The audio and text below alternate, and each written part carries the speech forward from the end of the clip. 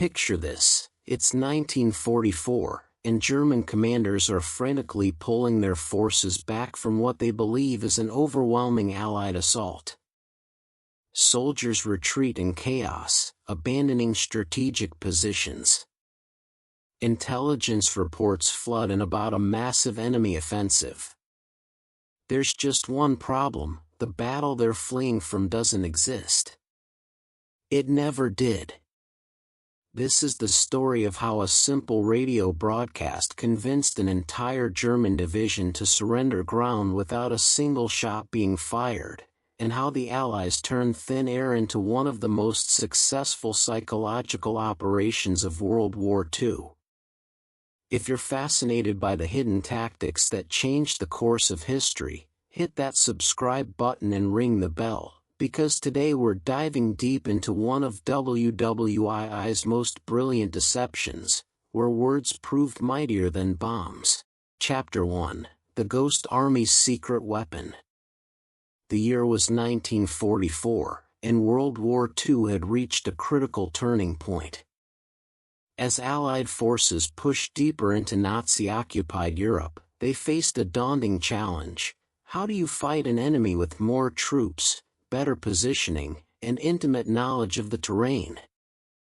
The answer came from an unlikely source, not from generals or weapons manufacturers, but from artists, sound engineers, and radio specialists who understood something the military was just beginning to grasp: perception could be as powerful as reality.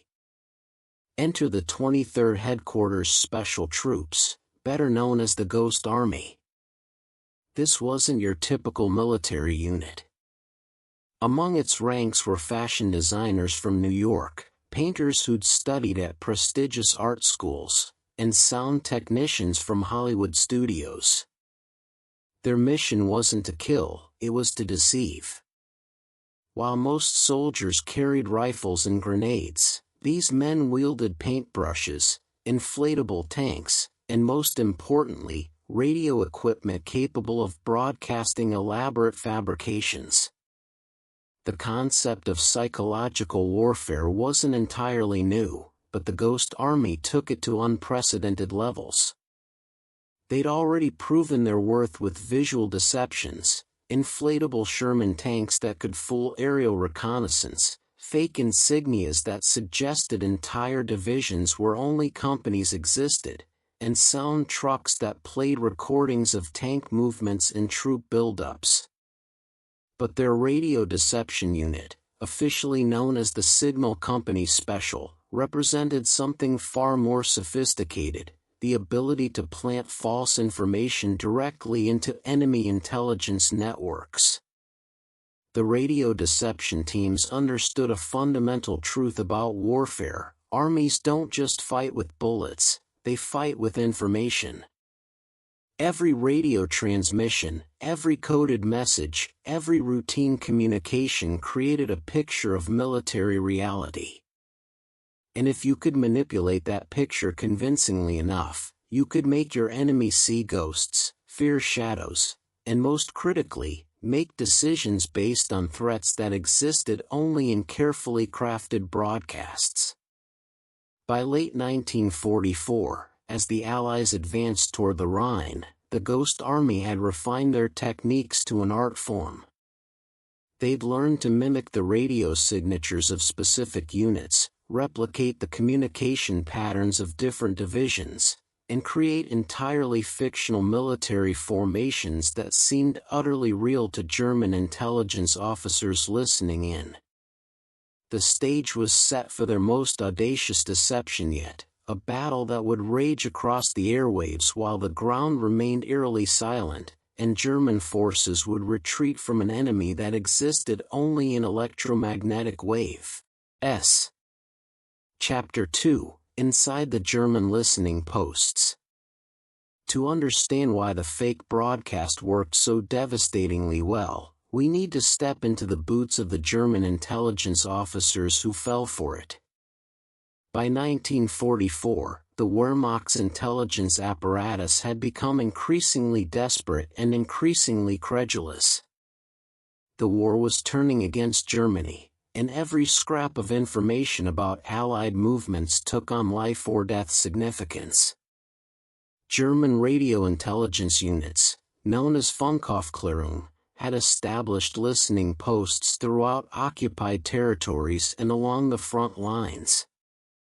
These weren't primitive operations. They employed sophisticated direction-finding equipment, skilled cryptographers, and analysts who'd spent years studying Allied communication patterns.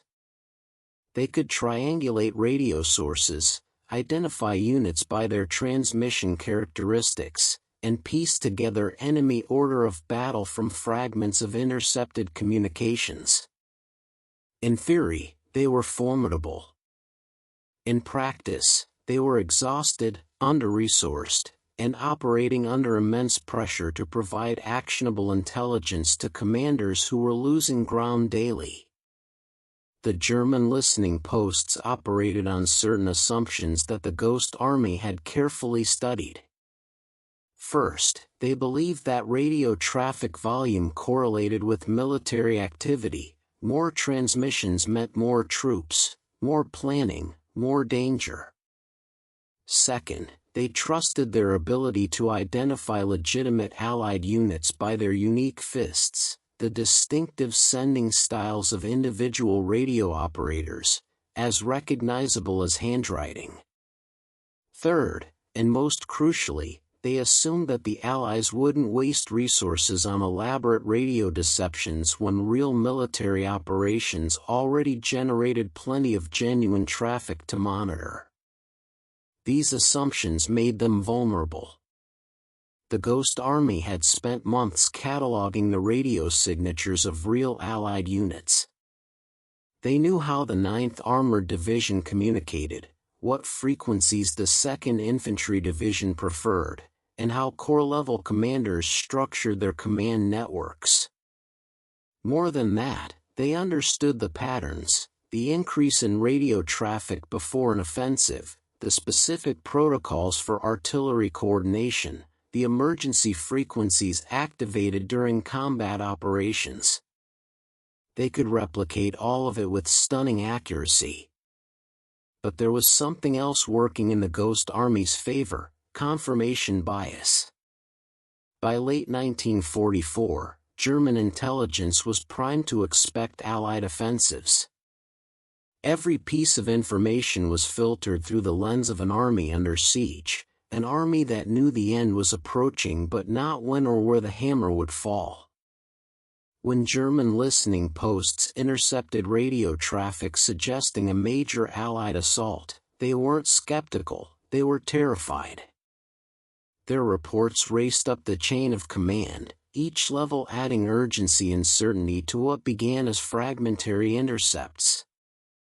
The system was designed to detect real threats, but it had become hypersensitive to the point of dysfunction. Like a smoke alarm so sensitive it triggers from steam, German intelligence was now responding to phantoms. And the Ghost Army was about to pull off their masterpiece, a phantom so convincing that German divisions would abandon their positions rather than face it, a battle that would be studied in intelligence schools for decades to come, not for what happened on the ground, but for what was whispered through the ether. Chapter 3, Operation Viersen, the setup. The target was Viersen, a German city near the Rhine that held strategic importance for the Allied advance into the heart of Nazi Germany. It was March 1945, and the Allies were preparing for Operation Grenade, a legitimate massive crossing of the Ruhr River. But before the real assault could succeed, they needed to draw German reserves away from the actual crossing points. The Ghost Army was given their mission: convince the Germans that a major assault was coming at Viersen, an assault that would never actually occur. The operation required meticulous planning. This wasn't just about broadcasting random military chatter, it had to tell a coherent story that German intelligence would believe. The Ghost Army's radio specialists began crafting what amounted to an audio play, complete with characters, plot development, and dramatic tension. They would simulate the buildup of the entire U.S. Ninth Army preparing for a major river crossing, complete with the communication signatures of multiple divisions, corps headquarters, artillery battalions, and engineering units. The deception team started by establishing what's known as normal radio traffic, the baseline communications that any military unit generates simply by existing. They simulated routine messages, supply requisitions, personnel transfers, weather reports, maintenance schedules. This served two purposes. First, it made the fictional units seem real. Real units generate boring paperwork traffic, not just combat communications. Second, it established a baseline that could later surge, mimicking the increased activity before an actual offensive. Over several days, the radio operators gradually increased their transmission volume. Messages became more urgent. New frequencies opened up as fictional engineering units moved into position to prepare river crossing sites. Artillery units coordinated fire missions. Reconnaissance reports came in describing German positions across the river from Viersen. Medical units established aid stations. Supply convoys reported their positions.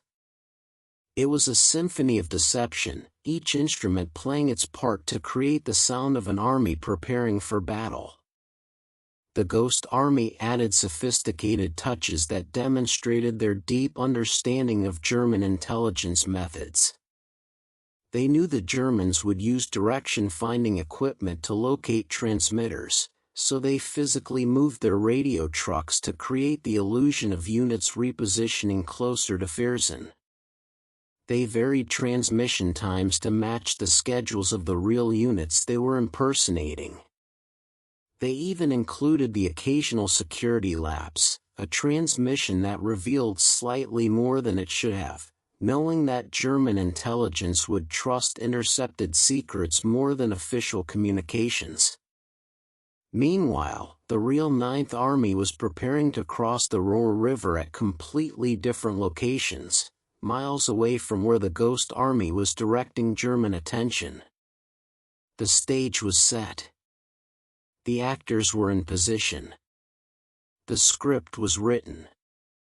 Now came the performance that would convince the Germans to fight a battle against an army that existed only in radio waves, and in doing so, leave the real crossing points vulnerable. The broadcast that would make history was about to begin, and German commanders were listening to every word. Chapter 4: The Broadcast That Moved an Army. The night of March 1, 1945, marked the crescendo of Operation Viersen. After days of building fictional military tension, the Ghost Army's radio operators launched what they called the Big Show, a coordinated flood of radio traffic designed to simulate the opening hours of a massive Allied assault on Viersen and the surrounding area. What happened next would become a textbook example of psychological warfare's devastating effectiveness. The broadcast began with simulated artillery coordination. Ghost Army operators, using the precise communication protocols of actual U.S. artillery units, began calling fire missions. Fire mission, enemy strongpoint, coordinates follow.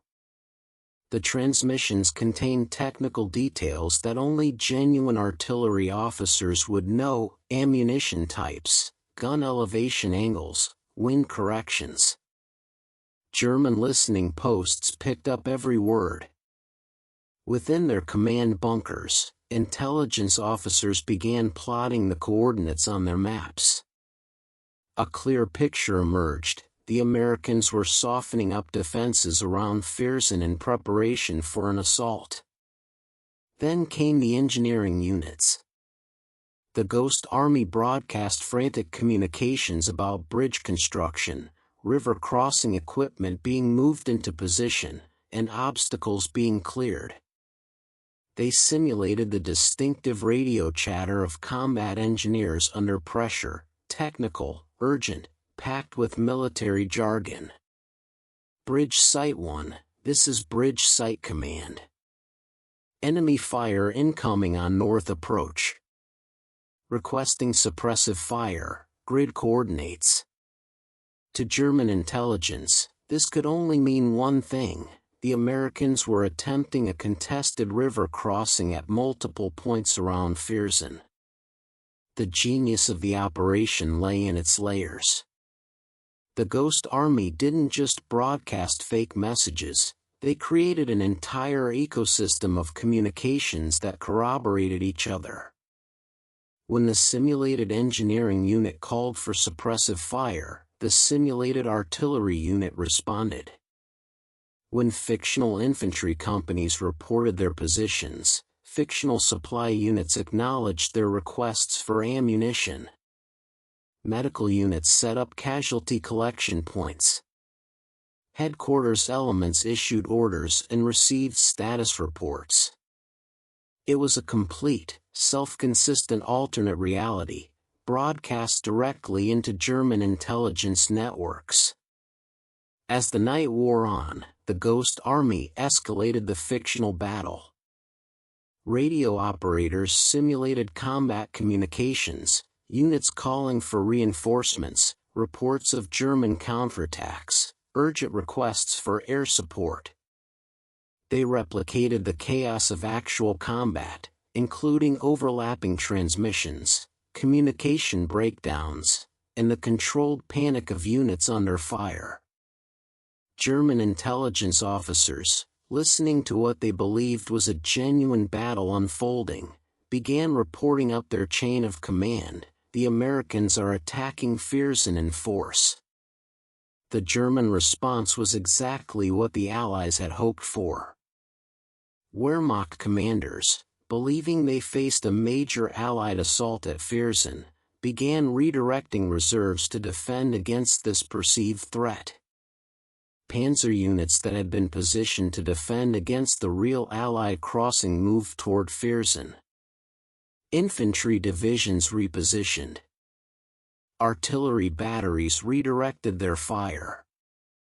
All of this required radio communications of their own, which the Allies intercepted, confirming that the deception was working. The Germans were fighting a ghost, and they were losing real capability doing it. What made the deception so effective wasn't just the technical quality of the broadcasts, it was the psychological state of the German forces receiving them. By March 1945, the Wehrmacht was reeling from defeats on every front. Officers were exhausted, underinformed, and expecting disaster at any moment. When their intelligence units presented evidence of a major Allied assault, there was no institutional skepticism left. They simply believed it because it confirmed their worst fears. The Ghost Army hadn't just fooled German intelligence, they'd weaponized German anxiety, turning their enemies' knowledge of their own weakness against them. Chapter 5: The Battle That Never Was. While German forces scrambled to defend Viersen against an attack that existed only in radio waves, something remarkable was happening, or rather, not happening, on the ground. The area around Viersen remained quiet. No artillery shells fell. No tanks rolled toward the river. No infantry companies stormed across bridges. The battle raged exclusively in the electromagnetic spectrum, yet its consequences were entirely real. German commanders found themselves in a surreal situation. Their intelligence officers insisted that a major Allied assault was underway at Viersen. Radio intercepts confirmed it. Direction-finding equipment pinpointed Allied units near the crossing points. Communications analysis indicated multiple divisions were engaged. Yet when forward observation posts were contacted, they reported seeing nothing unusual. Reconnaissance patrols sent to investigate found no evidence of Allied forces massing for attack. The contradiction was maddening. This disconnect created chaos in German command structures. Some officers believed their forward observers were simply missing the Allied buildup. Perhaps the Americans had gotten better at camouflage and concealment. Others suspected that the attack was imminent but hadn't yet begun, that the radio traffic represented final preparations rather than active combat. A few voices suggested the intelligence might be wrong, but these were quickly drowned out by the sheer volume and consistency of the intercepted communications. How could so many radio transmissions, all corroborating each other, all technically accurate, all following proper protocols, be fabricated? The German dilemma illustrated a fundamental problem in military intelligence. Once you commit to believing a piece of information, contradictory evidence becomes harder to accept. The Wehrmacht had invested significant resources in responding to the Viersen threat, moving units, repositioning artillery, altering defensive plans. Admitting that these decisions were based on false information would have been embarrassing and potentially career-ending for the officers involved. So even as the evidence mounted that nothing was actually happening at Viersen, German forces remained committed to defending against the phantom attack. Meanwhile, miles away, the real Operation Grenade was unfolding. The U.S. Ninth Army began its actual crossing of the Ruhr River at locations that German intelligence had considered secondary threats. Because significant German reserves had been pulled away to defend Viersen, the real crossing encountered lighter resistance than it might have otherwise. Allied forces that should have faced determined opposition instead found undermanned defensive positions and disorganized responses. The Ghost Army's radio deception was doing exactly what it was designed to do, shaping the battlefield without firing a shot. The operation continued for several days, with the Ghost Army maintaining their fictional battle even as the real Allied advance accelerated. They broadcast simulated casualty reports, simulated unit rotations, simulated resupply operations, everything needed to sustain the illusion of a prolonged engagement at Viersen. German intelligence continued tracking what they believed was an ongoing battle, producing detailed reports about an offensive that never occurred.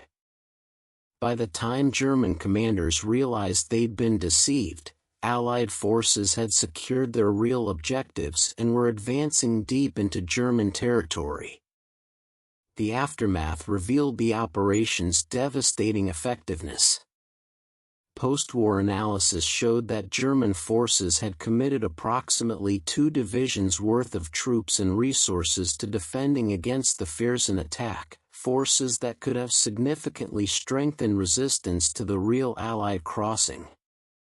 The deception had created a strategic gap in German defenses without the Allies needing to destroy a single enemy unit. They'd simply convinced the Germans to move themselves out of position, to fight shadows while real threats advanced unopposed. It was warfare's magic trick, with radio waves as the sleight of hand that made entire armies disappear from where they were needed most. Chapter 6: The Legacy of Phantom Warfare. The fake broadcast that convinced Germany to retreat from a battle that never happened represented far more than a successful tactical deception. It marked a fundamental shift in how wars would be fought, demonstrating that the electromagnetic spectrum could be as decisive a battlefield as any physical terrain. The lessons learned from Operation Viersen and the Ghost Army's radio operations would echo through military doctrine for decades to come. In the immediate aftermath of World War II, military planners from multiple nations studied the Ghost Army's operations with intense interest. The U.S. military classified most of the Ghost Army's techniques, recognizing that their methods remained valuable for future conflicts. The unit's existence itself remained classified until 1996, more than 50 years after the war ended. When the details finally emerged, military historians realized they'd been missing a crucial piece of the World War II puzzle, a secret unit that had participated in over 20 major deceptions and potentially saved thousands of Allied lives by manipulating German perceptions rather than engaging in direct combat. The psychological principles demonstrated at Viersen became foundational to modern information warfare. The operation proved that you could defeat an enemy not by overwhelming their forces but by overwhelming their decision-making process. By flooding German intelligence with consistent, believable, but entirely false information, the Ghost Army induced what we now call information paralysis, a state where commanders have so much data that they cannot distinguish signal from noise, truth from deception. This concept would become central to military doctrine in the information age. The Cold War saw these techniques evolve and expand. Both NATO and Warsaw Pact forces developed sophisticated electronic warfare capabilities designed to deceive, disrupt, and manipulate enemy communications and intelligence. The basic principle remained the same. Make your enemies see what you want them to see, hear what you want them to hear, and believe what you want them to believe. Radio deception gave way to radar spoofing, then to computer network operations, then to social media manipulation, but the core insight from Viersen remained constant. Perception shapes reality in warfare, and whoever controls perception holds a decisive advantage. In today's conflicts, the descendants of the Ghost Army's radio operators conduct cyber warfare operations, spread disinformation through social media, manipulate satellite intelligence, and hack enemy communication networks. The technology has changed dramatically, but the mission remains remarkably similar: convince your enemy to make decisions based on a false picture of reality. Modern military forces invest billions in what they call information dominance, the ability to control the information environment so completely that enemy commanders cannot trust their own intelligence. The fake broadcast at Viersen was primitive by today's standards, but it established the playbook. The Ghost Army's success also prompted important ethical and legal questions that remain relevant today. Where is the line between legitimate military deception and unlawful treachery? When does information warfare become information terrorism? As nations develop increasingly sophisticated capabilities to manipulate perceptions, from deep-fake videos to AI-generated communications, the precedent set by operations like Viersen takes on new significance. If it was acceptable to deceive German forces with fake radio broadcasts in 1945, what forms of deception are acceptable in conflicts today? These questions continue to challenge military lawyers, ethicists, and policymakers. Perhaps the most profound legacy of the fake Viersen broadcast is what it revealed about the nature of truth in warfare. In conventional combat, truth is relatively straightforward. Did the bullet hit its target? Did the bomb destroy its objective? Did the territory change hands? But in information warfare, truth becomes fluid and contested. The battle at Viersen never happened, yet it had real consequences. German forces retreated from a non-existent threat, yet they genuinely were defeated. The Ghost Army fired no weapons, yet they achieved a military victory. They proved that in modern warfare, the most powerful weapon might not be the one that destroys physical targets, but the one that destroys the enemy's ability to perceive reality accurately. Today, as we navigate an age where information travels instantly across global networks, where artificial intelligence can generate convincing fake communications, where the line between truth and fabrication becomes increasingly difficult to discern, the lessons of Operation Fearsome remain urgently relevant. The Ghost Army showed us that a small group of creative specialists with the right tools and techniques could defeat a much larger conventional force.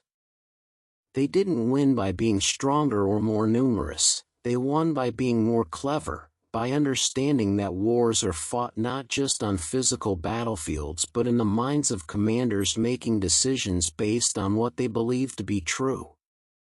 The fake broadcast that made Germany retreat from a battle that never happened wasn't just a clever trick, it was a glimpse of how all future wars would be fought, where information itself becomes the ultimate weapon, and perception becomes the most contested territory of all. Epilogue: The men behind the static. When the Ghost Army was finally disbanded in July 1945, its members returned to civilian life carrying secrets they couldn't share. For more than 50 years, these veterans, artists, engineers, radio operators who had fought one of the war's strangest campaigns, remained silent about their service. They'd signed secrecy oaths, and they honored them. At reunions, they would meet and reminisce, but always in vague terms, always careful not to reveal what they'd actually done. Their families knew they'd served in Europe, but not that they'd wielded deception as a weapon. Their neighbors knew they'd been in the war, but not that they'd convinced entire German divisions to fight battles that existed only as electromagnetic pulses traveling through the air. The human cost of maintaining this secret was significant. While other veterans could share their war stories, process their trauma, and receive recognition for their service, Ghost Army members carried their experiences in silence. Some struggled with the disconnect between the importance of what they'd done and their inability to talk about it. Others found the secrecy itself became traumatic. They'd participated in operations that potentially saved thousands of lives, yet couldn't even tell their own children. When Bill Blass, who would become a famous fashion designer, was asked about his war service, he could only say he'd been in a special unit. When Art Kane, who photographed some of the most iconic images of the 1960s, tried to explain his military service, he had to remain frustratingly vague. The declassification in 1996 finally freed these aging veterans to tell their stories, but by then many had already passed away. Those who remained suddenly found themselves thrust into the spotlight as historians and filmmakers discovered this hidden chapter of World War II. Veterans who'd spent 50 years deflecting questions about their service suddenly gave interviews, appeared in documentaries, and wrote memoirs. The relief was palpable. Finally, they could share what they'd done, could explain the strange mixture of artistry and warfare that had defined their military service. What emerged from their testimonies was a portrait of psychological warfare's human dimension that military histories often miss. These weren't hardened combat veterans in the traditional sense. Most had never fired their weapons in anger. Instead, they described the peculiar stress of deception operations, the anxiety of wondering if the enemy believed your fabrications, the guilt of knowing that if your deception failed, real soldiers at the real front lines might die, the surreal experience of fighting a war with paintbrushes and radio transmitters instead of rifles and grenades. One veteran described it as conducting an orchestra where the audience wants to kill you, and you're trying to convince them the orchestra is actually somewhere else entirely. The Fearsome operation, they revealed, had been both their greatest triumph and their most nerve-wracking mission. Radio operator Jack Macy recalled the tension of that night. We were broadcasting this massive battle, and we could only hope the Germans were listening, hope they believed us, hope they were moving their forces. We had no way to know in real time if it was working. We just kept transmitting, kept playing our parts, kept pretending to be an army that didn't exist, and hoped that somewhere across the lines, German commanders were making the decisions we wanted them to make. The uncertainty was crushing. They wouldn't know if the operation succeeded until after the real attack occurred, wouldn't know if they'd saved lives or wasted time until Allied forces reported back on the resistance they encountered. Other veterans spoke about the moral complexity of their work. They'd deceived an enemy, yes, but that enemy was Nazi Germany, fighting a war of unprecedented evil. Most felt their deceptions were entirely justified. They'd helped end the war faster, saved Allied lives, and contributed to defeating fascism. But some wrestled with uncomfortable questions. They'd become expert liars, professional manipulators of truth. What did that mean for their sense of self? Harold Dahl, a radio specialist, admitted in a 1998 interview, "I became very good at lying convincingly. That was my job, my military specialty. After the war, I had to consciously relearn how to be honest, how to not automatically calculate what story would be most believable. The war taught me skills I had to unlearn to become a decent human being again." The Ghost Army veterans also reflected on the irony of their legacy. They'd helped pioneer techniques that became foundational to modern information warfare, yet many had profound misgivings about how those techniques evolved. They'd used deception against a military enemy in a declared war with clear moral stakes.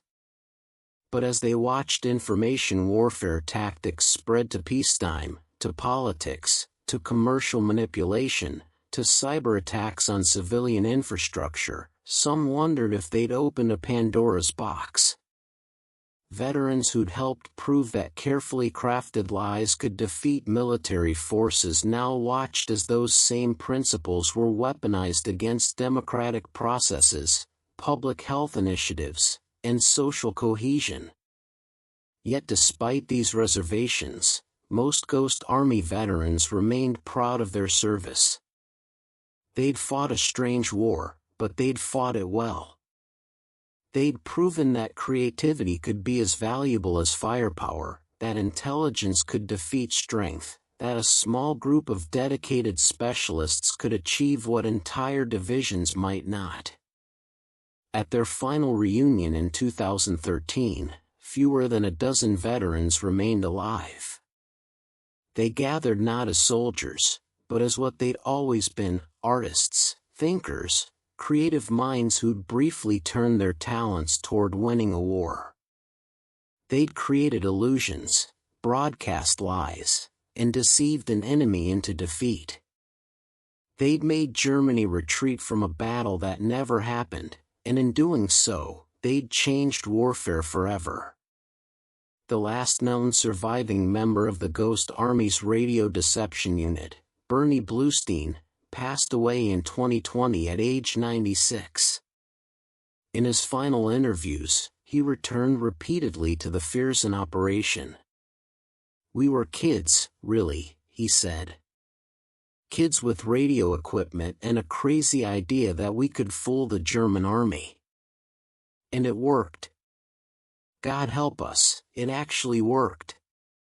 He smiled, then added with a tone that mixed pride and sadness, "I sometimes wonder what those German commanders thought when they finally realized there had been no battle at Fearsome, that they'd retreated from nothing, that they'd been beaten by voices in the ether.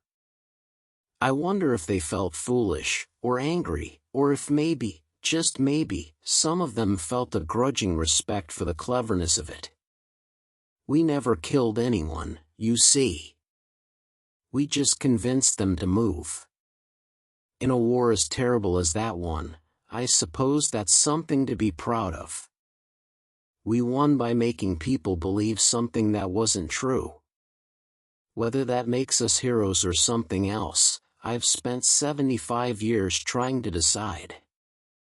The Ghost Army story, particularly the Fearsome operation, stands as a reminder that war's most significant moments don't always involve traditional heroism.